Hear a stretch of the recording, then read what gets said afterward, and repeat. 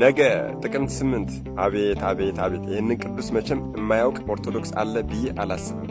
አንደበቱን ከክፋት የከለክልና ሰዎችን ተናግሮ እንዳያስቀይም በአፉ ለ30 ዓመታት ድንጋይ ጎርሶ የኖረ ቅዱስ። በእውነት ነው የምነግራችሁ፣ ይሄ ቅዱስ ትዕግስቱ፣ አርምሞ፣ ደግነቱ፣ ድንቅ የሆነ ተጋድሎውና ትሩፋቱ ከመነገር በላይ ከአእምሮ በላይ ነው። አደራ ኮፒ ሊንክ ማድረግ እንዳይረሳ፣ ለቤቱ አዲስ የሆናችሁን ፎሎ ማድረግ እንዳይረሳ።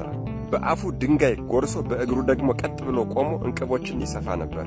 ታዲያ የሰፋውን እንቅብ ወደ ገበያ ይዞ ይወጣና ሸጦ አንዲት ዳቦ ብቻ ገዝቶ ይመለስ ነበር። እጅግ በጣም የሚገርማችሁ ነገር እንቅቡን ዋጋ አውጥቶ አይደለም የሚገዛው፣ ሰዎቹ በፈለጉት ዋጋ ነበር የሚሸጥላቸው። ከዚያም አንዲት ዳቦ ብቻ የገዛና የተረፈውን ሂሳብ ለነዳያን መጽውቶ ይመጣ ነበር። እንደዚህ ባለ ልምድ እየኖረ እያለ ታዲያ ከዕለታት አንድ ቀን 5 እንቅቦችን ሰፍቶ ወደ ገበያ ሊሸጥ ወጣ። ታዲያ በመንገድ ላይ እየሄደ እያለም አንድ የኔቢጤ እጅግ በጣም ሰውነቱ የቆሰለ የኔቢጤ በመንገድ ላይ ያገኘውና ይለምነዋል።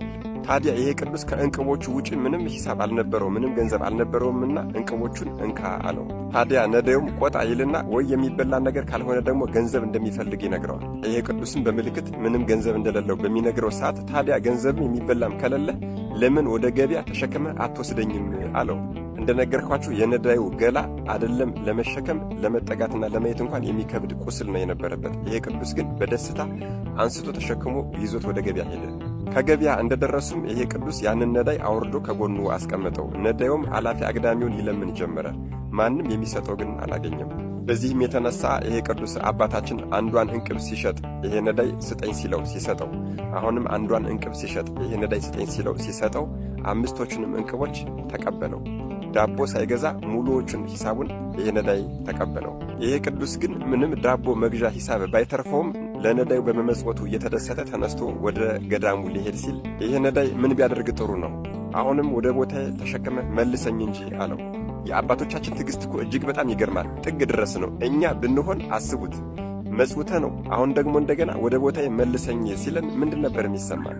ይሄ ቅዱስም በፍቅር ጎንበስ ብሎ ተሸክሞ አዘለውና ወደ ቦታው ይዞት ሄደ። ታዲያ መጀመሪያ ካነሳበት ቦታ ላይ ሲደርሱ ይወርድለት ዘንድ ይሄ ቅዱስ ቆመ። አፉ መናገር ስለማይችል ሲቆም ይወርድልኛል ብሎ ነበረ። ይሄ ነዳይ ግን አልወርድም አለ። መቼም እኛ ብንሆን ብለን እናስበው፣ ያው ምን እንደምናደርግ ይታወቃል ብዬ ነው። ይሄ ቅዱስ ግን ቀጥ ብሎ ቆመ። ትንሽ ቆይቶ ግን ስለለቀቀውና ስለቀለለው ሊመለከተው ይሄ ቅዱስ ዘወር ቢል ያ ነዳይ መሬት ላይ የለም። በዚህ ጊዜ ቀና ቢል ግን ያየውን ነገር ማመን አልቻለም። በግንባሩ በድንጋጤ ይሄ ቅዱስ ተደፋ። እጅግ በጣም ይገርማል እኮ ወገኖቼ። ነዳይ መስሎ ሲፈትነው የነበረው እኮ ሊቀ መላእክት ቅዱስ ሚካኤል ነበር።